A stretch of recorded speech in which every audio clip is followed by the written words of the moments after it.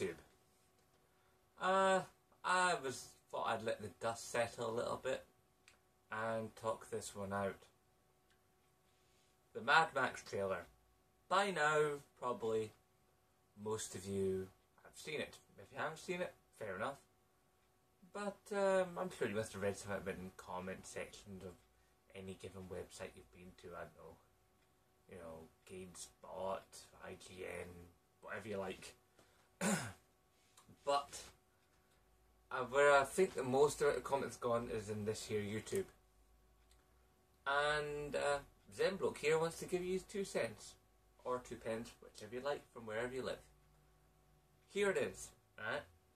Now, as a game, well, a gameplay trailer, because let's face it, we've not seen the game, we've just seen a trailer that says, or at least suggests, that it's gameplay. We never know that till we get our hand on the controller and get plugged in and play it. Anyway, the game is supposed to be looking quite decent. I mean, the graphics look nice, the customization of the cars look good, there seems to be some very nice smash physics going on, the lighting's lovely. I mean, okay, there seems to be a lack of an Australian accent, but we'll look past that for now.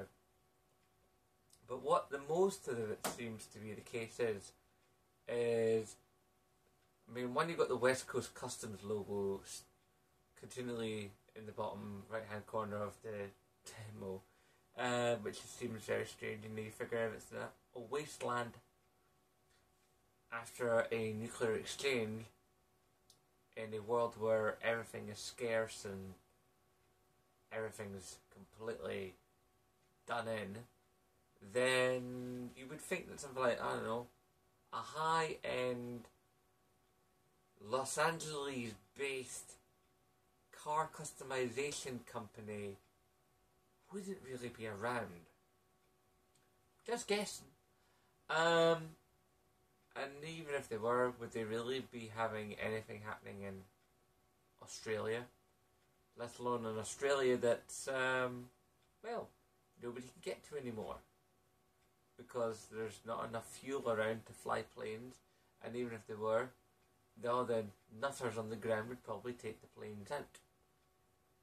I mean, remember, this is the Mad Max universe. Now, from the cut trailer, it's obviously dealing with the second, probably third movie kind of idea of how it's all going to get together. And that's fine, because that's a really interesting period in the Mad Max timeline. Especially the second movie. But it doesn't tie together. You know, you have American Voices and West Coast Customs in Australia with post-apocalyptic themes.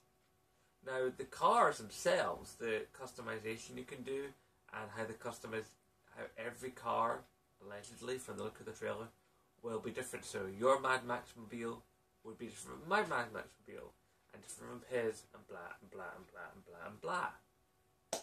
That's lovely jubbly. Basically, what they've tried to do, from my money, is recreate Twisted Metal. Now, Twisted Metal itself was a wee bit of a mess. It was an enjoyable mess, but it was a mess.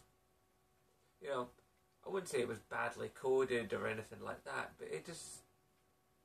Even this Jaffe and the team spent a good chunk of time on it.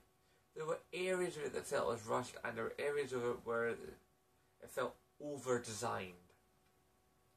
I think they tried to do everything, which is not a bad thing, but possibly not a helpful thing. But here's the main thing I've drawn from the various comments I've read about the Mad Max game. If this game did not have Mad Max put on it, it was just an average game. You know, let's say we call it post-apocalyptic something or other. You know, it's like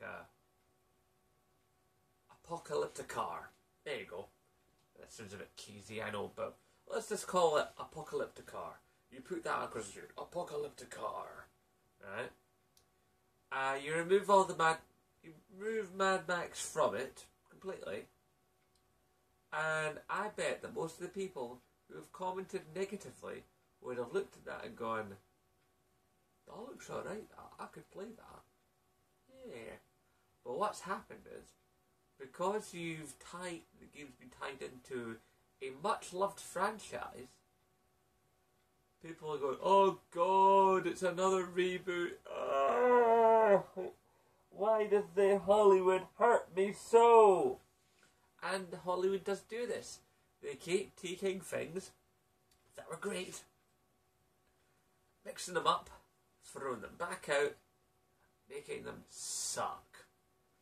It blows my mind how often Hollywood does this. I mean, look at the Flash Gordon film that's supposed to be happening.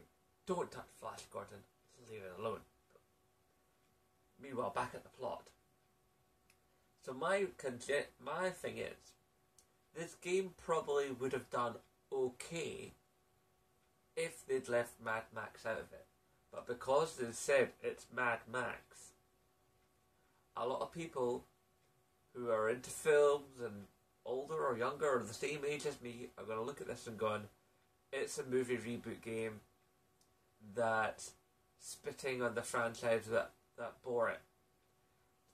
And I don't see a bright future for this game unless there are people playing it at trade shows who go, "Oh my unless it's absolutely amazing, then this game is going to dive bomb hard. And you know what? I don't know if I'd be that sympathetic for it to do so. Sounds rough, I know, but I think we've been treated badly enough by movie tie-in games and franchise tie-in games that have come along and sucked the best out of the things we love. Anyway, let me know what you think about this. See if you think there's any future in games of this nature, or even in this particular game. I'd like to have your comments below. And, yeah, I'll catch you in the next video. Make sure to rate, favourite, comment, and subscribe.